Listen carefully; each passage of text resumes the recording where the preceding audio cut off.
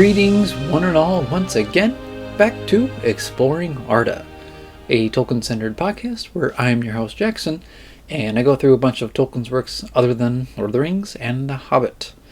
And so this will be part 4, if I believe, of the Fall of Gondolin. So it has been an epic tale, to say the least. The last episode, we actually got to delve into the actual fiery siege of Gondolin, where basically all of the orcs and dragons and Balrogs they were forced to siege against the city of Gondolin, and it was such a sudden and surprised attack that the Gondolin, even with the 11 houses of the Gondolin plus Tuor and his men, which was basically at the 12th, even though they have so many rallied defense, it still kind of failed in the end, which is why it's called the Fall of Gondolin.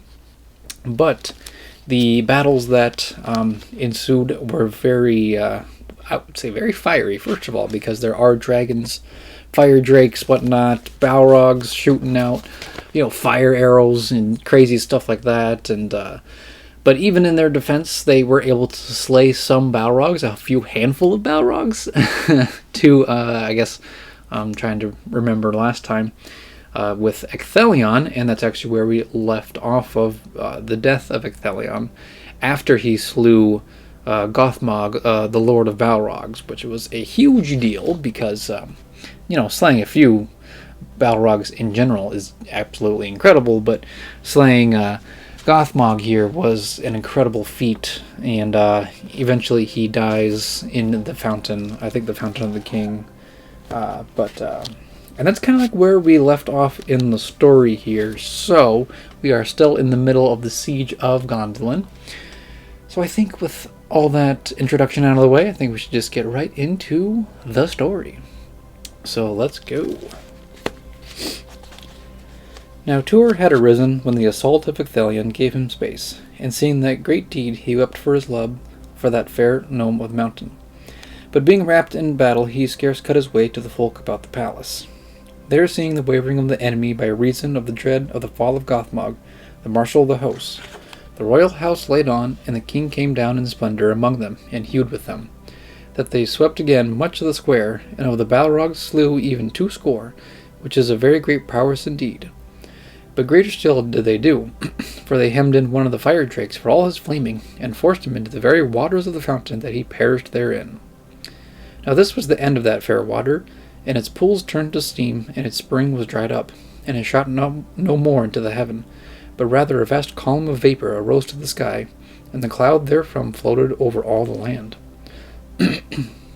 Then dread fell on all for the doom of the fountain, and the square was filled with mists of scalding heat and blinding fogs, and the people of the royal house were killed therein by heat, and by the foe, and by the serpents, and by one another. But a body among them saved the king, and there was a rally of men beneath Glingol and Bansil.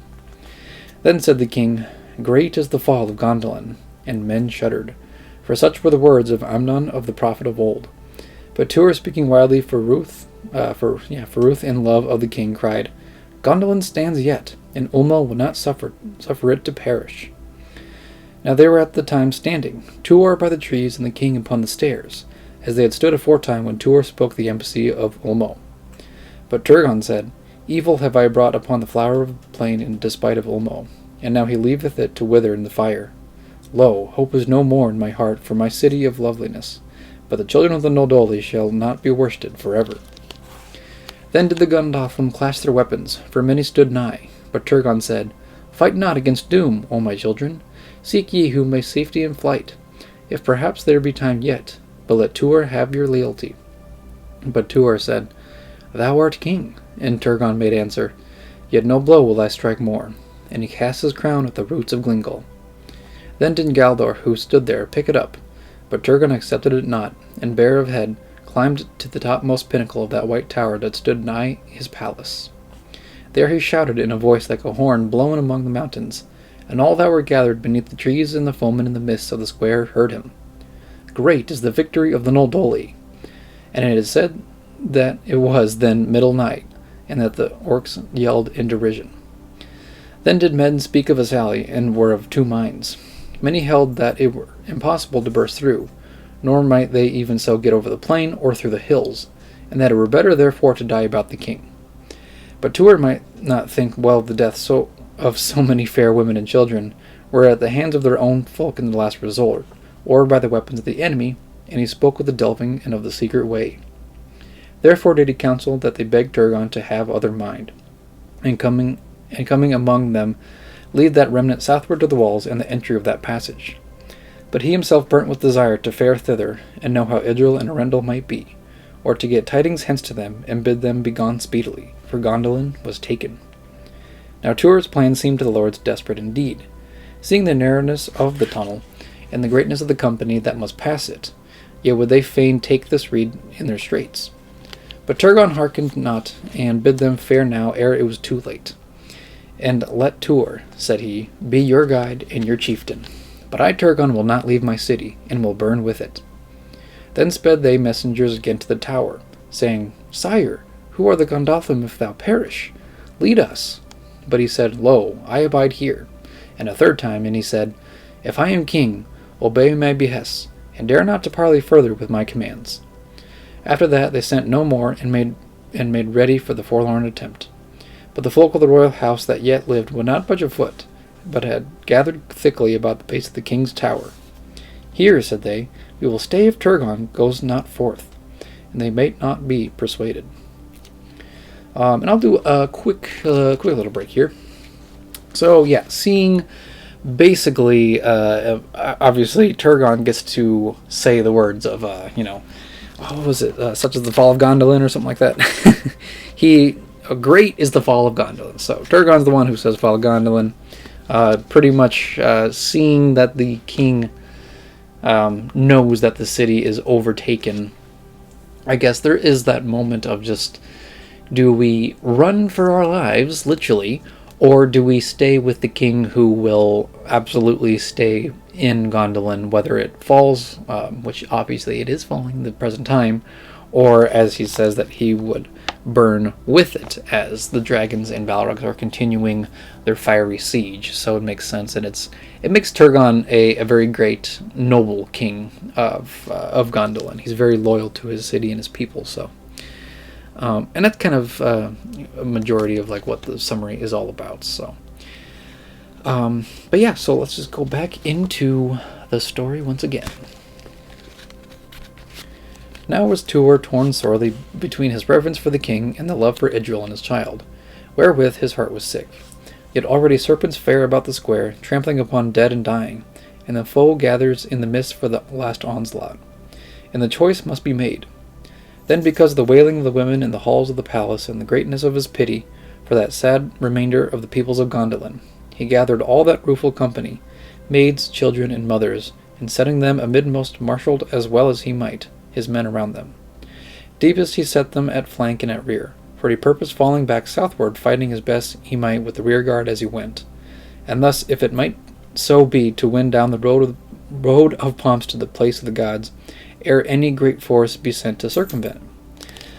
Thence was it his thought to go to the way of running waters, past the fountains of the south to the walls, and to his home.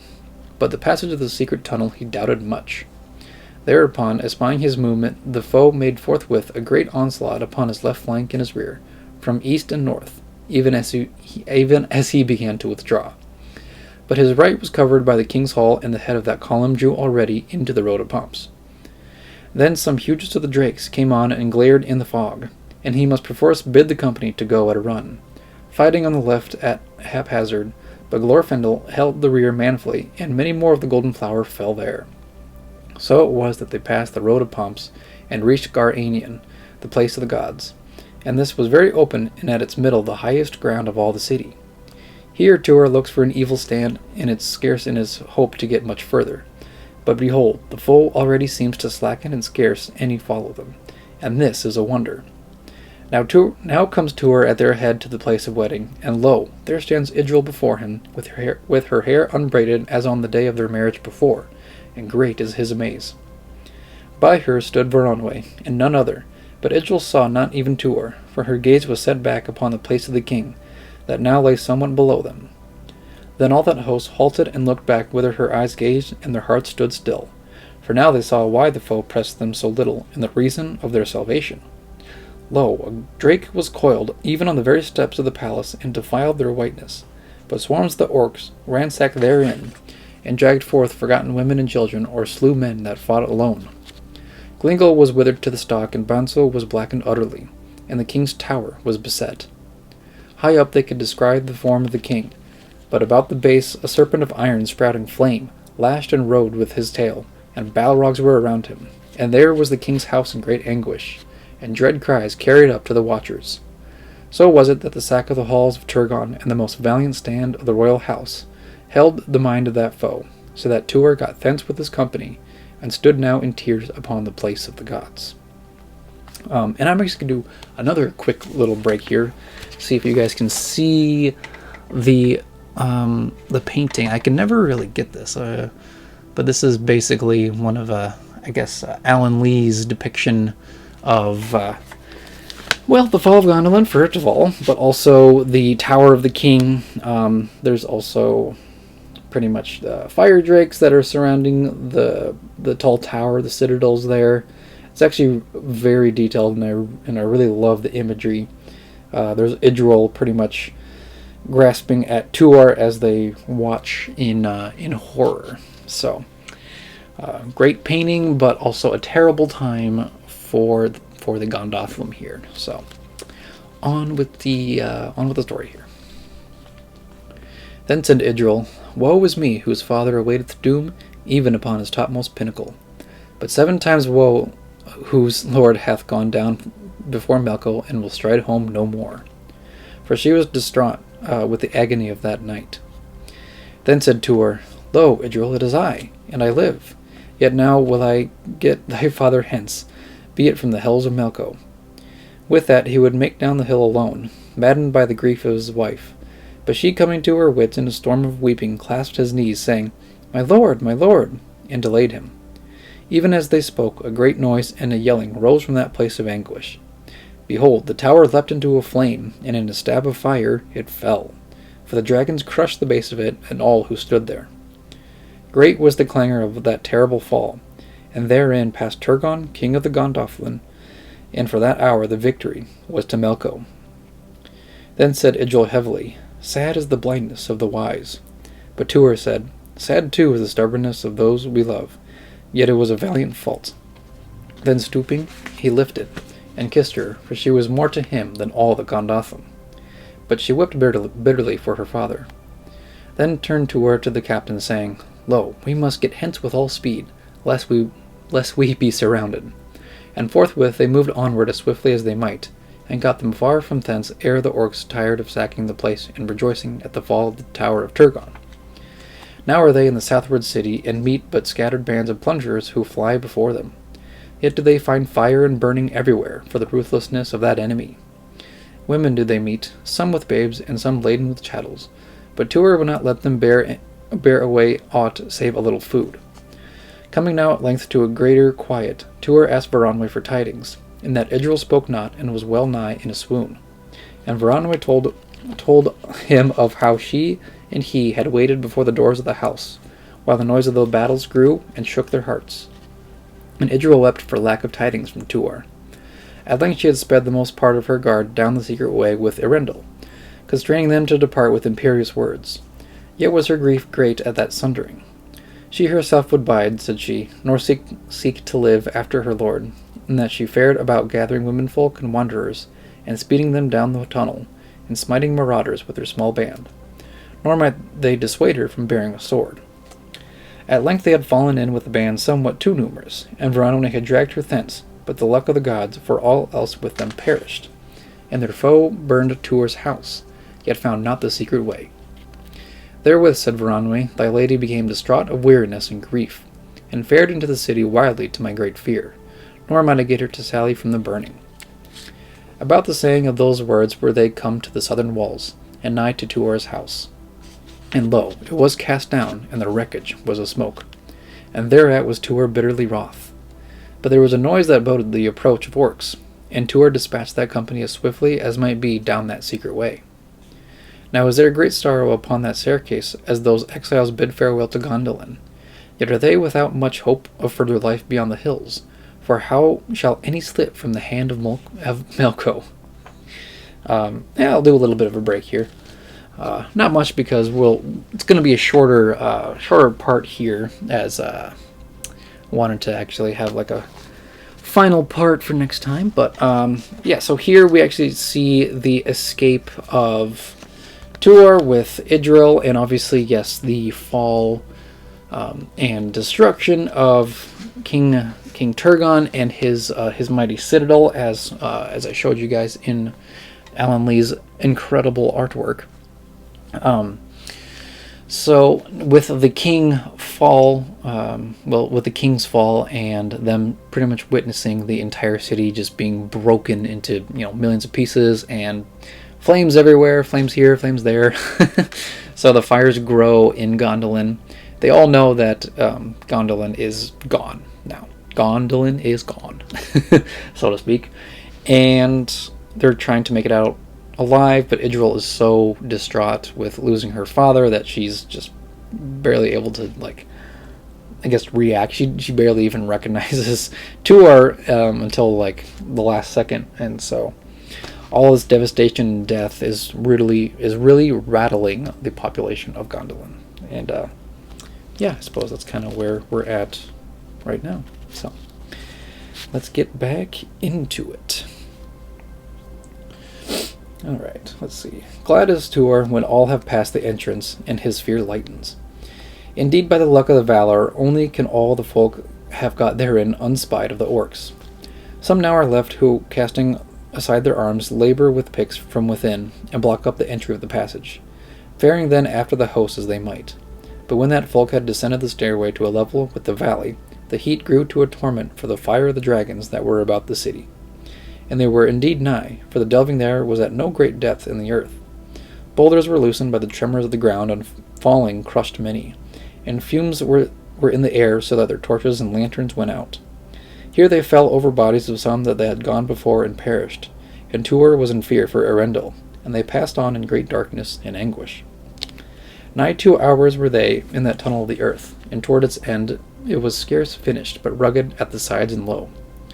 Then came they at the last lesson by well nigh a tithe to the tunnel's opening, and it debouched cunningly in a large basin where once water had lain, but it was now full of thick bushes.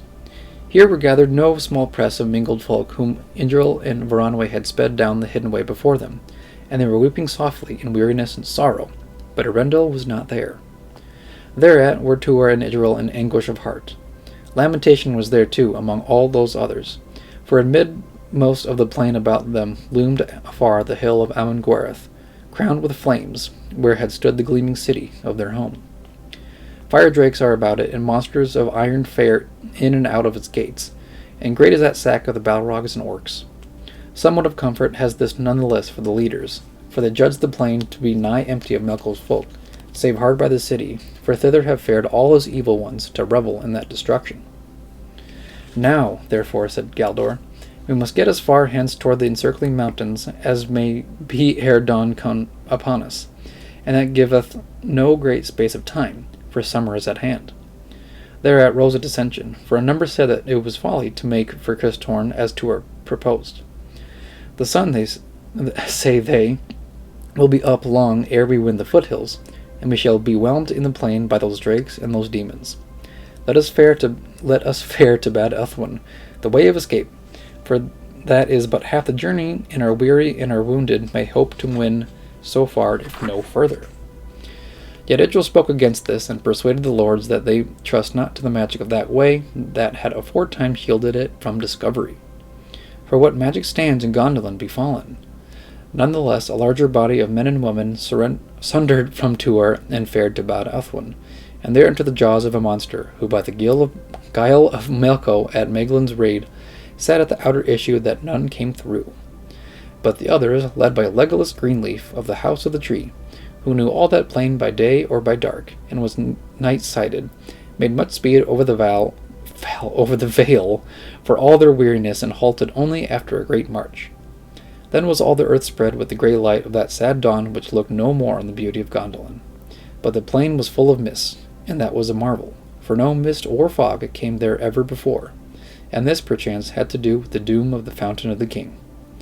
Again they rose, and covered by the vapours, fared long past dawn in safety, till they were already too far away for any to descry them in those misty airs from the hill or from the ruined walls. And yeah, that's actually where I'm going to end this part. I know that it's actually very quick chapter, I guess, or part, I should say. I just kind of wanted to cover the flight of the Gondolin, or at least the ones that barely made it out, I suppose. There were apparently some monsters, I guess, or creatures of evil that Mucko pretty much set in watch with a couple of these hidden tunnels. Obviously with Meglin's help with the knowledge of everything that he already knew about. But also, and I actually kind of forgot about this, but yes, Legolas of all the elves is actually in this specific battle, and it is crazy to really think about that Legolas was part of the fall of Gondolin. I don't know. I just think it's really, really crazy, and I'm trying to remember if when the Fellowship visited Galadriel, that if he got the bow of the Galadrim, I'm assuming, of Gondolin, which would make a humongous connection between him witnessing the fall of Gondolin, and then now he's getting all those memories back when he sees the bow and tests out the bow. And I don't know, it just kind of made me think about that moment, which would be absolutely incredible and insane. It's understand why he's probably speechless about it. But otherwise, the survivors of Gondolin pretty much kind of go back and forth debating which way to go. Some of them end up dying because of the collapsing tunnels, because of all the fire drakes and the Balrogs making such a tremendous force that it's pretty much causing earthquakes and whatnot. Also makes sense because they are massive creatures of destruction. And eventually they do find their way out, but Earendil, the son of Tuor and Idril, is not there. So everybody's pretty much in anguish and despair and sorrow, and they all look upon Gondolin that was once their home, and it is now in complete destruction and fire. So kind of a bitter way to end an episode, but the next one will be the final part of the fall of Gondolin, which includes another fight, if I remember correctly, with Glorfindel and another Balrog, but that will be saved for another time. So, yeah. With that being said, I think that's kind of all that I have for this shorter episode, like I said. So just be sure to check out the rest of my stuff on my channel, which obviously includes Exploring Arda, all of my Tolkien stuff, and I also am reading through the Chronicles of Narnia. Right now I'm reading through the first book, The Magician's Nephew, over on my Through the Wardrobe podcast. I would say it's a podcast. It's kind of like an audiobook, but also a podcast, because I give some brief summaries and thoughts about those. And I also am in the process of writing, editing Over the Garden Wall deep dive series. So that has also been fun, because it's one of my favorite shows of all time. And I didn't do this last time, and maybe if you're still here, that's amazing. But I also have my own book called The Lands of Ordia, Power of Heaven. That is over on Amazon. And I did finish writing the rough draft of my second book, but since I don't really have a lot of funds, I won't be publishing it probably for a long time. So now I'm writing book number 3, so it's exciting. And I think with all the rambling and talking out of the way, I would just say to stay tuned for another episode, and may the light of Elbereth be with you all. Farewell.